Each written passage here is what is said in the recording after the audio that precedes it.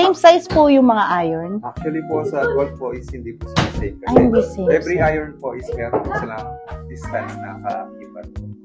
Okay. So, meron siyang specific na for the distance. So, tuwing kailan po gagamitin yung ganitong size ng iron? Depende po sa distance, ma'am. Diba po pagka... Sa mas malayo? Pagka malapit, sandwich or approach na lang po yung ginagamit ng mga player. So, it depends, guys, sa distance. Pinakamalayo na. Ayan. Ito naman yung sobrang lawak na nung ano. Pakita ko sa inyo. So, dito rin yun pwede? Din po. Okay. So, iba-iba rin yung preference ng iron, guys. Pattern lang. Sa ating po, ang gamit po natin is pattern. Parang pinapagulong ko. Papakita ko rin po. Alright. So, ito mga millennials, pakikita ni Sir driver para pag malawak ang distance. Oh my God! Look at that! Pero ang lawak, Sir, 202 ang distance, mga millennials. Wow. So, hindi pa pala yun, guys, pero ang taas, Oh my God! Ito mga millennials, sa pating naman. So, dapat ano lang siya. Malapit lang.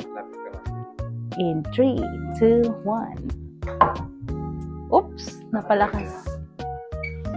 Oh! No! Ay, layo. Fairway. So, tatlo na lang ako yan. Out ka na ng mga pagkain.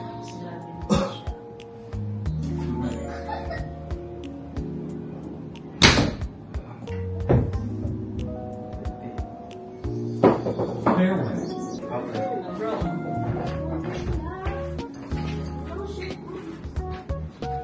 So, dalawang na lang yung credits ko, sir.